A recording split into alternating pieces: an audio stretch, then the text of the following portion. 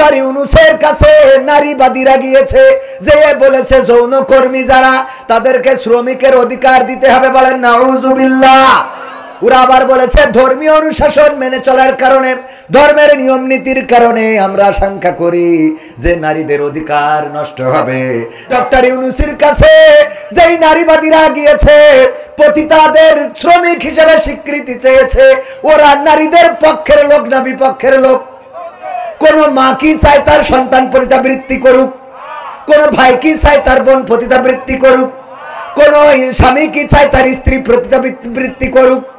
কোন পৃথিবীর যাদের আকল আছে, জ্ঞান আছে, বুদ্ধি আছে, মেধা আছে, কোন একজন মানুষ কি দেখাতে পারবেন যে সে তার সন্তান, তার বোন, তার মা, তার খালা, তার ফুফু পতিতা হোক, পতিতালয়ে থাকুক? এটা কেউ কি চায়? এটা যারা চায় ওরা মানুষ না অমানুষ? মানুষ না কুত্তা? কুত্তা না শুয়োর? এর থেকে খারাপ, এর থেকেও কি? একটা কবুতরেরও জোড়া থাকে, একটা শিয়ালেরও জোড়া থাকে, একটা কুকুরও চায় না সে যাকে ব্যবহার করবে অন্যরা ব্যবহার করুক।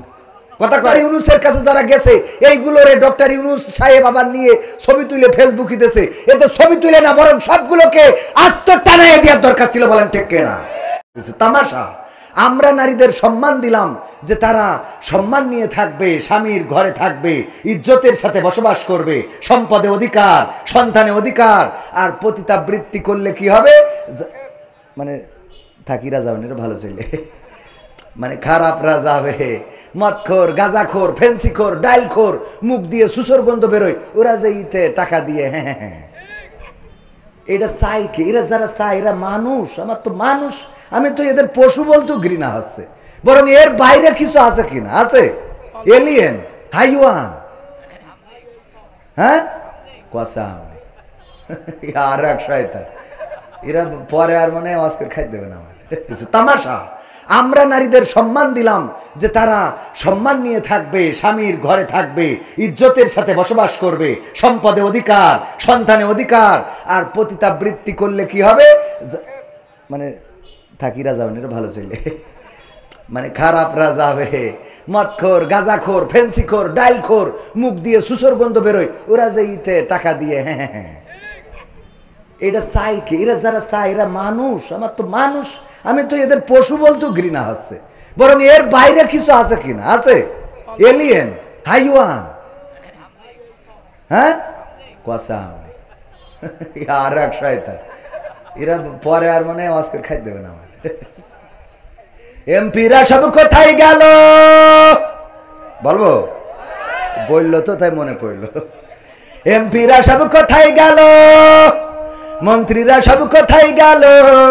কোথায় কাদের কাকা? তাদের সারা দেশটা এখন লাগে ফাঁকা ফাঁকা। পালাবো না, প্রয়োজন হলে ফখরুলের বাসায় গিয়ে উঠব।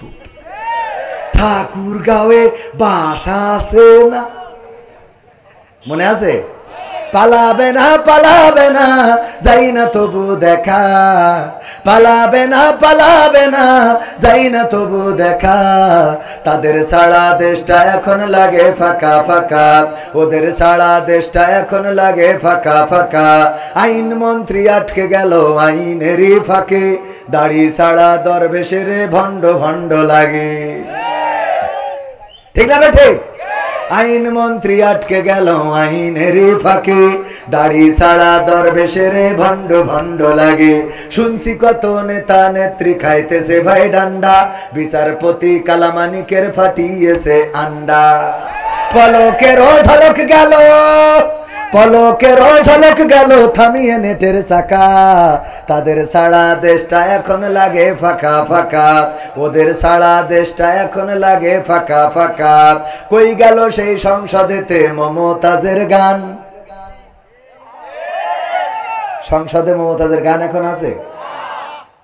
মনির খানের অঞ্জনা চলে যাওয়ার পরে ও যে কটা ক্যাসেট করেছে, একটা ক্যাসেটও বাদ দিয়েছে অঞ্জনার নাম ধরি গান গাতে। সব কটা গেয়েছে না? আসিফ তার প্রিয়াকে হারিয়ে ও প্রিয়া ও প্রিয়া তুমি কোথায় গেয়েছে না? গায় নাই? আবেদা জবেদা সবেদা যে যারে হারাইছে তার নাম ধরি গান গাইছে। মমতাজ আপারে এত সম্মান দিল, সে তার প্রিয় মানুষ হারাইতে রিক্সাওয়ালার কাছে যেয়ে বলল, ওরে ও রিক্সাওয়ালা তুই ধীরে ধীরে চালা, তোর সাথে বলবো আমার মনে কত জ্বালা। রিক্সাওয়ালার কাছে বলবে ওর প্রেমিক চলি গেছে, অথচ যেই নেত্রী ওরে এমপি বানাইলো, ওরে সংসদে উঠাইলো, সংসদে গান গাওয়ার ব্যবস্থা করলো, এই নেত্রী চলে যাওয়ার পরে একটা কথাও বলে নাই। ঠিক না বেঠে? ফাইটটা যায়, বুকটা ফাইটটা যায়, গাইলো, স্বামী চলি গেছে তাই মনে হয়, কিন্তু নেত্রী যাওয়াতে একটা গানও গায় নাই। আমি শিখাই দিছিলাম, আপা আপনি গান, আমার সোনার ময়না পাখি কোন বা দোষে দাদার কাছে গো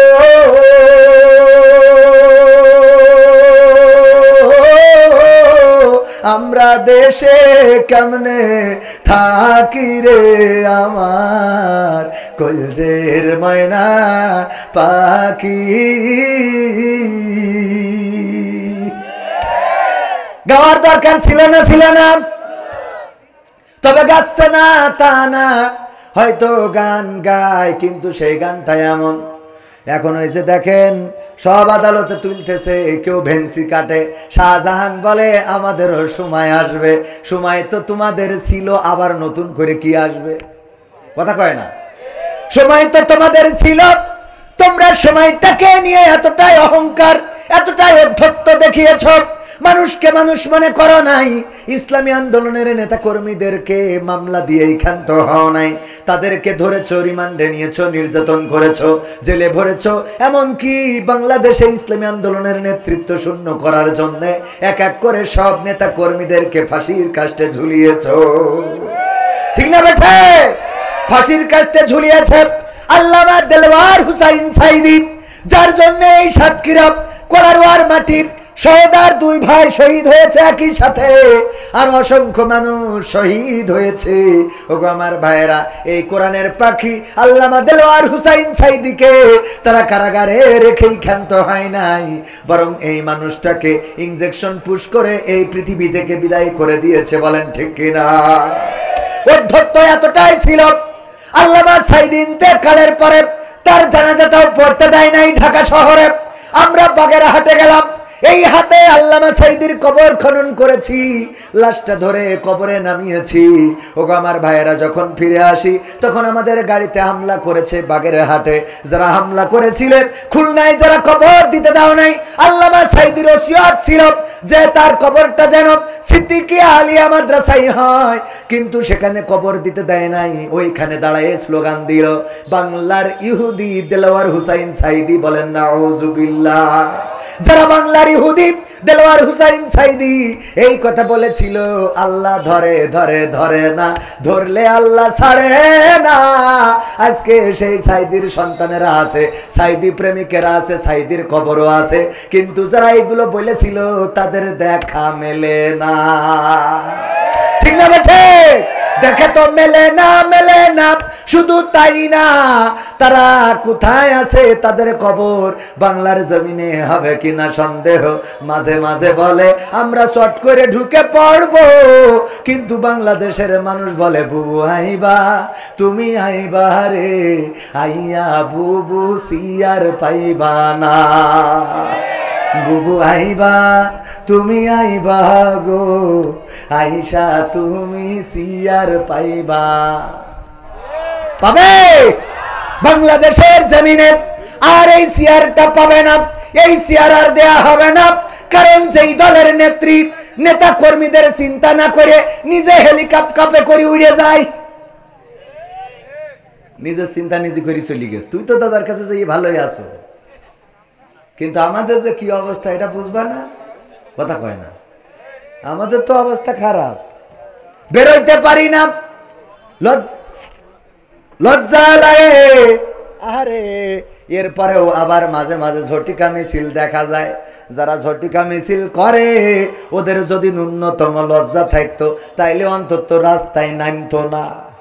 কথা কয় না? তুই যে চেয়ারম্যানের জন্য ছুটি বেড়াচ্ছিস, কেমন আছে? নারায়ে তাকবীর, বিশেষ অতিথির আগমন মাহফিলের পক্ষ থেকে। এরা ওয়াজ শুনে কি ঠান্ডাই গেলাম নাকি? আমি তো বাবু আকর্ষণ, এই জন্য ওয়াজও মানে কোন দিকে যাবো লাইন খুঁজে পাচ্ছি না। একবার মনে করছি ওয়াজ শুনে, একবার মনে করছি গান শুনে। আকর্ষণ কি শোন, কি শোন, কথা কয় না, কি শোন। আচ্ছা, হাত তুলে মা, মা বোনেরও আছে, একটু গান শুনতে হবে না? সব শোনাবো টাইমের মধ্যে ইনশাল্লাহ। রাজি আছেন শুনতে? থাকা যাবে? পরিবেশটা করে দিয়েছেন কে? আল্লাহ রাব্বুল আলামিন সুন্দর একটা পরিবেশ করে দিয়েছেন। যেই সময় ঝড় হওয়ার কথা, বৃষ্টি হওয়ার কথা, সেই সময় আল্লাহ রাব্বুল আলামিন এত সুন্দর পরিবেশ করে দিয়েছেন।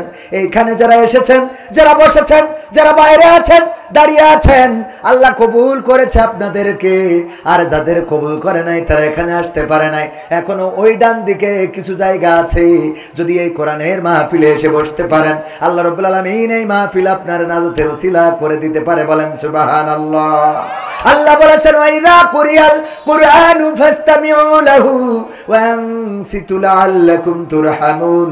যখন তোমাদের সামনে কোরআন পড়া হয়, যখন তোমাদের সামনে কোরআন তেলাওয়াত করা হয়, যখন তোমাদের সামনে কোরআন থেকে বলা হবে, তখন তোমরা চুপ থাকবে এবং হৃদয়ের কান দিয়ে শুনবে, যাতে করে তোমাদের উপরে আল্লাহর রহমত বর্ষণ হতে পারে। ওগো আমার ভাইয়েরা, আল্লাহর রহমত যদি পেতে চান তাহলে হৃদয়ের কান দিয়ে শুনতে হবে, একটু চুপ থাকতে হবে। আমি তো বক্তা নই, আমি আপনাদের মাঝে এসেছি আকর্ষণ হিসাবে, কিছু আকর্ষিত করে যাব। প্রধান মেহমান রয়েছেন আমার শ্রদ্ধাভাজন ভাইজান আব্দুল সালাম যুক্তিবাদী, অত্যন্ত দারুণ আলোচনা করেন, তিনি কিছুক্ষণের মধ্যে আসবেন। ওগো আমার ভাইয়েরা, দাঁড়ানো ভাইয়েরা যদি ওই ডান পাশে এসে বসে যান তাইলে পরিবেশটাও সুন্দর দেখা যাবে। আর আপনারা এখানে বসে যদি শোনেন, এটা আপনাদের আমাদের নাজাতের ওসিলা হয়ে যেতে পারে। বলেন সুবহানাল্লাহ। যেই কথা বলছিলাম, মমতাজ আপা একটা গানও শুনাইল না, কারণ পেয়েছে যতদিন গেয়েছে ততদিন খেয়েছে, যতদিন গেয়েছে ততদিন নিয়েছে, যতদিন গেয়েছে ততদিন, যেদিন বুঝেছে আর পাওয়া হবে না সেই দিন বলে দিয়েছে ও গো বুবু আর গাওয়া হবে না রে। ঠিক না বেঠে? যতদিন পেয়েছে, খেয়েছে, নিয়েছে, ততদিন গেয়েছে। আর যখন বুঝেছে আর পাওয়া খাওয়া নেওয়া হবে না, তখন বলে দিয়েছে গাওয়া হবে না। তবে একদম গায় না তা না, মাঝে মাঝে গোপনে, না অসুবিধা নেই, মাঝে মাঝে গোপনে যেয়ে গায় ও আমার দরদি আগে জানলে তোর ভাঙা নৌকায় চড়তাম না, ভাঙা নৌকায় চড়তাম না, আর এই বিপদে পড়তাম না। ওরে বর্ডারেতে খাইলাম ধরা, বিসিটাও তো পাইলাম না। আগে জানলে তোর ভাঙা নৌকায় চড়তাম না। ঠিক না বেঠা? আমার ভাইয়েরা মাথায় রাখবেন, ইসলামী আন্দোলন, কোরআনের পথ, আল্লাহর পথ, রাসূলের পথ, এটাই এমন যে পৃথিবীর পরে যদি বেঁচে থাকেন পাবেন সম্মান, আর যদি মারাও যান তাও সম্মানের জীবন নিয়ে মারা যাবেন। আমাদের যারা নেতৃবৃন্দ ছিল তারা এমন ছিল, ফাঁসির রশি দেখে কখনো কাঁপে নাই, ফাঁসির রশি তাদেরকে টলাতে পারে নাই, বরং তারা ফাঁসির আগে জিজ্ঞাসা করেছে সন্তানের কাছে, ওগো আমার কলিজার টুকরা সন্তান, বলো দেখি ফাঁসির কাষ্ঠে কেমন করে ঝুলবো, ফাঁসির কাষ্ঠে কি লুঙ্গি পরে যাব নাকি পায়জামা পরে যাব, আমার কবর দিতে যাবে পাবনাই কে, সাথিয়ায় অনেক দূরের পথ, রাস্তাটাও তত বেশি ভালো না, সুতরাং তোমাদের মাকে সাথে নিবা না, অসুস্থ হয়ে যেতে পারে, তোমরা যেও আমার কবরটা দিয়ে এসো।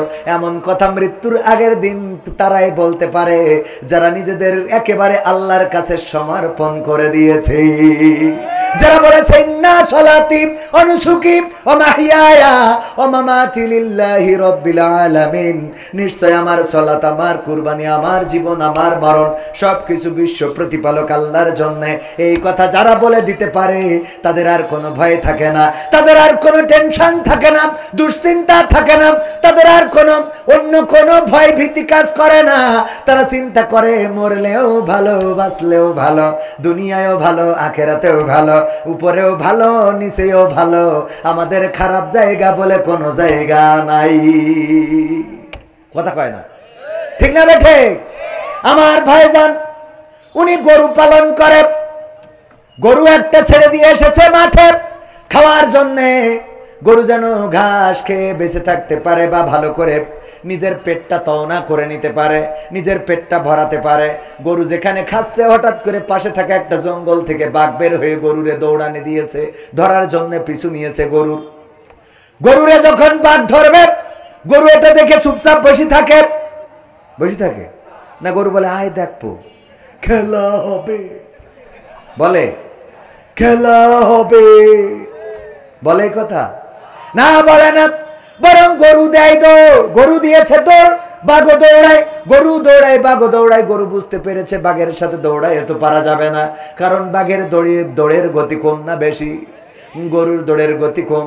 এই জন্য গরু চিন্তা করলো পাশে থাকা একটা নরম কাদাওয়ালা ক্ষেত আছে, বুদ্ধি করে ওই ক্ষেতের মধ্যে দিয়েছে লাফ, 4 হাত পা একসাথে ডেবে গেছে বাঘ ধরার জন্য। বাঘও যখন লাফ দিয়েছে, গরুর থেকে বাঘের দৌড়ের গতি বেশি থাকার কারণে গরুরে রেখে 3 হাত সামনে যেয়ে পড়েছে। কয় হাত সামনে? বাঘেরও 4 হাত পা ডেবে গেছে কাদার মধ্যে। এমন কাদা অনেক জায়গায় আছে সুরাবালির মতো, যতই বের হইতে চান ততই আটকে যায়, এমন আছে না নাই? গরু কোনো চিন্তা ছাড়াই বসে বসে পান চাবায়, আর বাঘ চিন্তা করে কি করে বের হব, কি করে বের হব, টানাটানি কোনোভাবেই বের হইতে পারে না কাদায়। আর গরুর দিকে তাকায় আর দেখে ওর টেনশনই নাই, খালি বসে বসে জাবর কাটাছে। গরু, বাঘ বলতেছে গরু তুই তো আসলে গরু। তবে ভাই কি হইয়ে ভাই,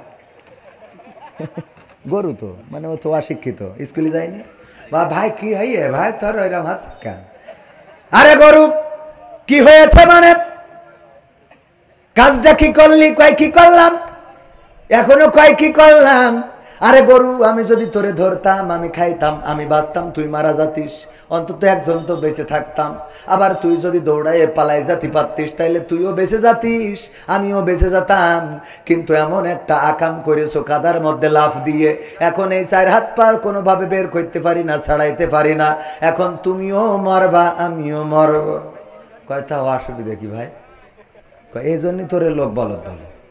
এই গরু অসুবিধার কথা বাদ দে, আমার কথা হলো যেই সময় আমরা আর বেরোইতে পারবো না, আমি টেনশন করতেছি কি করে বের হওয়া যায়।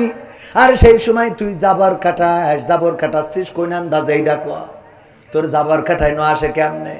গরু বলতেছে ও গো বাঘ ভাই, তোমারে আমি একটু ওয়াজ শোনাবো, কান খুলে শোনো। কি ওয়াজ?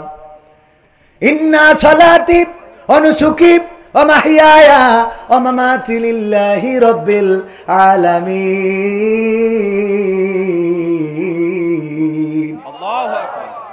গরু বলছে ও গো ভাই, তুমি বনে থাকো, তোমার কোনো মালিক নাই, তোমার কোনো অভিভাবক নাই, তোমার কোনো গার্জিয়ান নাই, তোমার কোনো গার্ডিয়ান নাই। কিন্তু আমি গ্রামে থাকি, শহরে থাকি, আমার একজন অভিভাবক আছে, এই যে হুজুর মাওলানা সাহেব, উনি আমার অভিভাবক। উনি ওয়াজের স্টেজে বসে আছে, যখন মাহফিল শেষ হয়ে যাবে বাড়িতে এসে গোয়াল ঘরে লাইট মারবে, মারার পরে যখন দেখবে আমি নাই, তখন আমার খোঁজার জন্য মাঠে চলে আসবে। এসে মাঠে খুঁজতে খুঁজতে খুঁজতে খুঁজতে যখন আমারেও পাবে, তোমারেও পাবে, তখন আমার মালিক আমারে বের করে নিয়ে যাবে, আর তোমার এইখানে বাড়িয়ে কাদার মধ্যে কবর দিয়ে তারপরে বাড়ি যাবে। বলে এরম করবে কেন? কই সেইটাই তো শুনালাম, ইন্না সালাতি ওয়া নুসুকি ওয়া মাহইয়ায়া ওয়া মামাতি লিল্লাহি রাব্বিল আলামিন। কারণ হলো আমি আমার মালিকের কাছে বলে দিছি, আমার নাঙল টানা, আমার জল টানা, আমার গাড়ি টানা, আমার বাসুই দিয়া, আমার ধান তুলা, আমার দুধ দিয়া, আমার বাছুর দিয়া সব তোমার জন্য। এই কথা যেদিন থেকে মালিকের বলে দিছি, ওই দিন থেকে মালিক আমার খোল দিয়ে সানি মাখাইয়ে খাওয়ায়, আমার জন্য সবুজ কচি ঘাস কেটে এনে খাওয়ায়, আমার জন্য সে টেনশন করে পারে, আমার ঘরে তালা মেরে রাখে, আমার রাত্রি আবার লাইট মেরে দেখে, মশা লাগলে আবার কয়েল ধরাই দেয়, আবার মাঝে মাঝে ধুমা করিতে মশাগুলো তাড়াই দেয়। এমনি ভাবে আমার অসুখ হইলে ডাক্তার ডেকে নিয়ে আসে। আমার প্রসব যন্ত্রণা যখন শুরু হয়ে যায় তখন লোকজন এনে বলে শিগগিরই এসো, আমাদের নেদা হবে রে। আমার মালিক, আমি তার কাছে নিবেদিত, আমি তার কাছে সমর্পণ করে দিছি। এই জন্য আমার মালিক আমাকে খুঁজতে আসবে, আমাকে খুঁজে যখন পাবে তখন আমারে উদ্ধার করবে আর তোমারে কবর দিবে। এইটাই হলো আত্মসমর্পণ করা। ওগো আমার বাঘ ভাই, বলো এইবার আমি জাবর কাটাবো না তুমি কাটাবা? কথা কি বোঝা গেছে? এখন বলো, জাবর আমি কাটাবো না তুমি কাটাবা? বুঝে নেন ভাইরা আমার, যারা আল্লাহর কাছে নিজেদের মাথাকে নত করে দেয়, বলেন না সলাতি ওয়া নুসুকি ওয়া মাহইয়ায়া ওয়া মামাতি লিল্লাহি রাব্বিল আলামিন। নিশ্চয় আমার সলাত, আমার কুরবানি, আমার হায়াত, আমার মাউত বিশ্ব প্রতিপালক আল্লাহর জন্য। ওরা যখন ফাঁসির কাষ্ঠে যায় তখনও জাবর কাটায়, আবার যখন মন্ত্রিত্বের চেয়ার পায় তখনও জাবর কাটায়। কথা কয় না? কারণ কি? কারণ হলো তারা জানে আমাদের মালিক আছে। মালিককে আমরা আল্লাহর কাছে বলে দিয়েছি সব তোমার জন্য, জীবন মরণ সব তোমার জন্য, ওগো রব তোমার জন্য নিবেদিত করে দিয়েছি।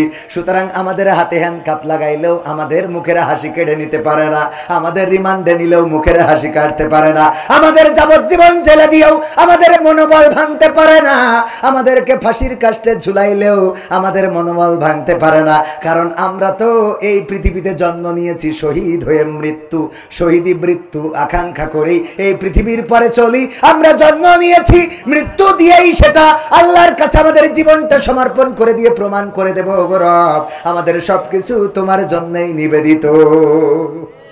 ঠিক না বেঠে? তাইলে আল্লাহর জন্য যদি নিবেদিত হন, আর চিন্তার কি কোনো কারণ আছে? আছে। সে আল্লাহর জন্য সমর্পণ করার দরকার আছে না নাই?